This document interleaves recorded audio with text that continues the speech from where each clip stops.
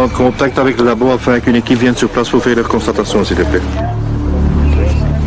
Nous suivons les patrouilles de la police d'Anderlecht.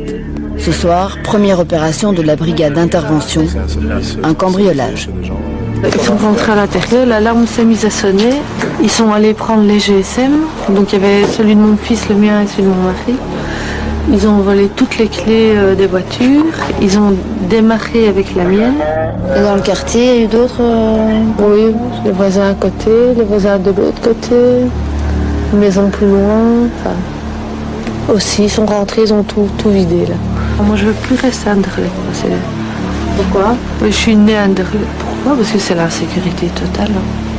C'est l'insécurité et puis il y a certaines places où la police ne sait même plus intervenir. Comme vous voyez, on essaye de sécuriser la commune d'Anderlecht, mais... Ça ne rate pas là, hein? Non, ça ne rate pas. On n'a même pas assez de patrouilles pour faire le premier devoir pour des missions assez urgentes. À quelques blocs de là, la police finit par retrouver l'une des deux voitures volées, parquée dans une cité, peut-être là où vivent les voleurs. Vous pensez que les auteurs nous voient là? Oui, il est bien probable qu'ils habitent ici dans les environs, dans un des immeubles. Nous entournons, nous contournons. Oui, tout à fait, tout à fait. Ce ne serait pas la première fois. Une patrouille de police est immobilisée pour surveiller le véhicule retrouvé. Pour le moment, on attend sur place. Donc sur la feuille de patrouille, on était 5 patrouilles. Il y en a 3 qui sont bloquées dans des surveillances, donc il n'y a plus que 2 patrouilles sur Anderlecht. 2 patrouilles pour tout Anderlecht, c'est peu pour lutter contre l'insécurité dans les prochaines heures. Alors pour compenser ce manque d'effectifs, la tolérance zéro prévoit des renforts. Tolérance zéro, pour vous, la différence, c'était quoi en fait?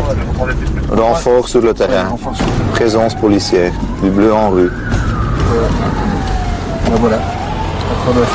Bonsoir, goedenavond. Yo, ça va?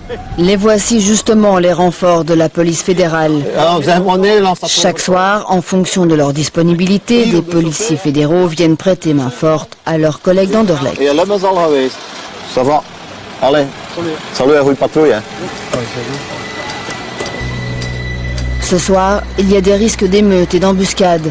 Les policiers de la fédérale sont en force. Issus des 4 coins du pays, ils connaissent peu les complexités du terrain. Ceux-ci viennent de Liège. Pierre insulte, les policiers anderlechtois ne se sentent plus respectés. On a déjà eu des problèmes aussi avec les jeunes qui traînaient là. Au métro. Métro mal. On a déjà eu là, il y a une petite place là-bas derrière, avec un petit terrain de foot, etc. Et ceux qui traînaient, moi, quand je venais à pied jusqu'au travail, je me suis déjà fait insulter à plusieurs reprises, par exemple. De manière générale, à Bruxelles, la violence contre les policiers a augmenté. Ils sont parfois l'objet de représailles en dehors de leur service. Ça va même plus loin que ça, il y a des collègues qui étaient en civil, qui allaient par exemple dans un parc d'attractions et qui sont fait reconnaître par des jeunes de la zone, du territoire. Et ces jeunes les ont agressés physiquement. Grièvement agressés. Oui, grièvement agressés. Il y a eu des coups et blessures, etc.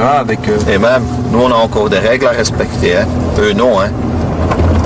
Eux s'en foutent de sortir un couteau ou un bat de baseball. Si nous, comme policiers, on a le même comportement, croyez-moi, nous on serait beaucoup plus punis que tous ces crapules-là. Hein. Premier constat, des jeunes fragilisés qui se sentent criminalisés. Des policiers en sous-effectif qui se sentent menacés. À l'heure de la tolérance zéro, entre jeunes et autorités, le fossé se creuse.